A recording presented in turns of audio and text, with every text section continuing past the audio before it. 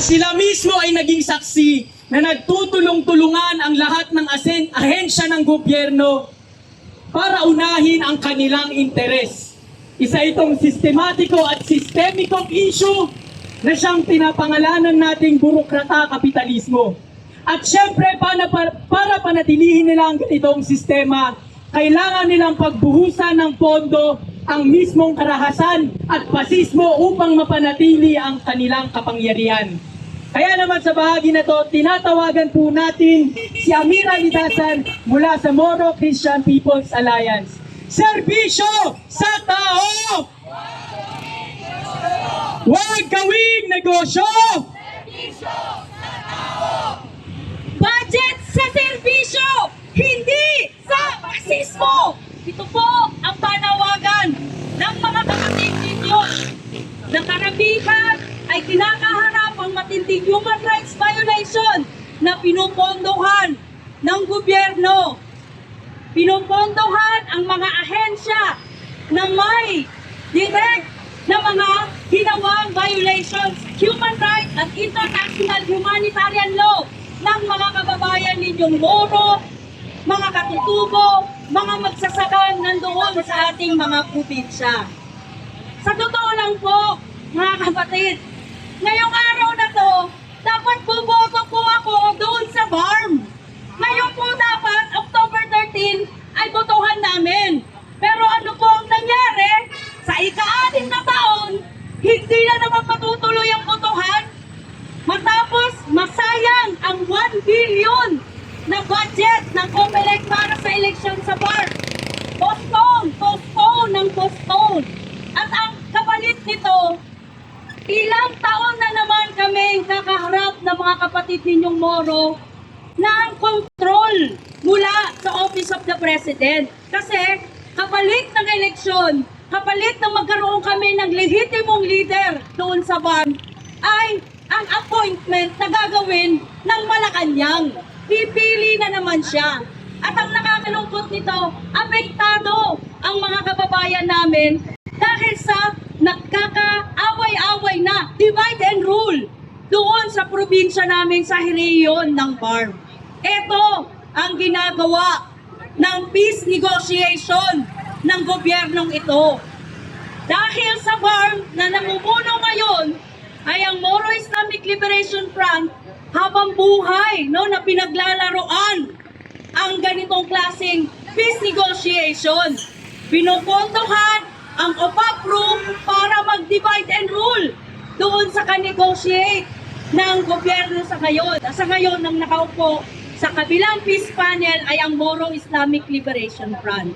Alam niyo po ba na ang DPWH hindi lang sa flood control kumikickback.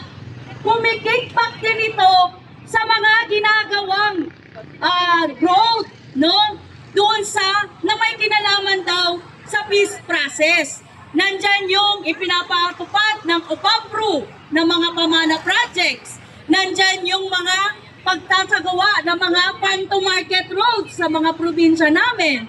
Nandyan din yung tinatawag nilang, ngayon narinig natin, na tikas, para daw, infrastruktura daw, para sa kapayapaan at seguridad, na ngayon ay ibinalik na sa DLT.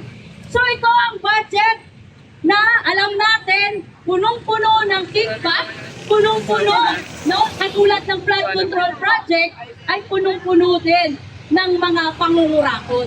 Ikalawa, nandyan din yung hawak-hawak ng MTF tax na lumaki ang budget ngayon, yung Barangay Defense project or development project na alam natin nakatutok sa ating mga kababayan. Ayan din, farm to market roads din. Ayan din, dumodoble ang pera, pondo na inilalaan sa infrastruktura ng ating mga barangay. Basta lang makapag-pinpoint sila ng mga sumuko daw na dating mga NPA, mga sumuko daw na mga ISIS, mga sumuko daw na mga armadong grupo at na-reintegrate na sa gobyerno.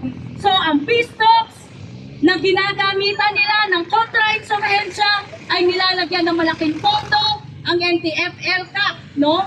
At ang nakakagalit din, kahit yung mga ahensya na dapat sana ay humaharap sa karapatan ng mga kababayan ninyo, na mga katutubo katulad ng NCIP, imbis na ang budget na ibinibigay sa NCIP na ginagawa naman ay nagpa-violate din doon sa karapatan ng mga katutubo sa free and prior and informed consent sa kanilang sukdulang pagbebenta ng mga lupain ninuno ng mga katutubo na ito ay binabudgetan ang NCIP.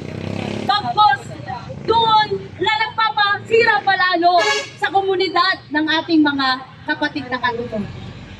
Ang budget na kontra-insurhensya, security daw ng AFP at ng DND na hiningi nila na dagdag na 5 billion budget. Pambili daw ng mga helicopter, howitzer, etc. Alam niyo ba saan ginagamit? Sa mga komunidad natin. Ilang pambubomba na ang ginagawa nila sa mga komunidad na mga katutubo, mga moro at saka mga maralitang magsasaka. Sa katunayan nga, ang kontra-insurensyang budget na to, pinagtatapat doon sa mga kababayan natin nagre-reklamo ng human rights at saka international humanitarian law violation. Yung mga kababayan natin na nagsasagawa ng investigasyon ngayon, yung International Solidarity Mission, doon sa Rizal, doon sa Mindoro, kinakaharap nila ang kombinasyon ng barangay, ng militar, no, at iba't iba pang mga ahensya doon sa mga probinsya na yon para pigilan lamang sila na isiwalat ang katotohanan na nangyayaring violations, pagpatay, massacre sa mga kababayan ninyong mga lumalaban para sa depensa sa lupa at depensa sa karapatan. Ano po ba ang tunay na alternatibo? Yan pong huwad na usapang pangkapayapaan ng gobyerno. Talagang wala po ang mararatigan at magiging cash cow lang ng mga politiko kung ang ginagawa lang po nila ay ganyang mga klaseng proyekto, infrastruktura, na sa totoo lang, hindi po nare-resolve ang problema ng taong bayan.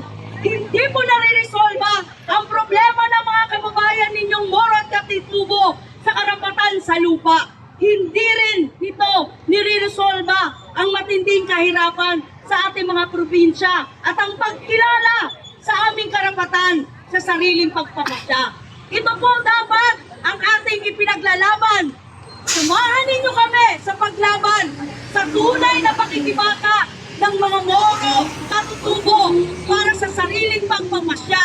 At isigaw natin muli na ang budget na niluluto ngayon sa Kongreso ay hindi budget ng mamamayan, hindi budget ng serbisyo para sa mamamayan, kung hindi budget ng korupsyon, budget ng pork barrel, at budget ng pasismo para sa mamamayan. Kaya ulitin po natin, budget sa serbisyo, hindi sa pasismo! Wassalamualaikum po sa inyo.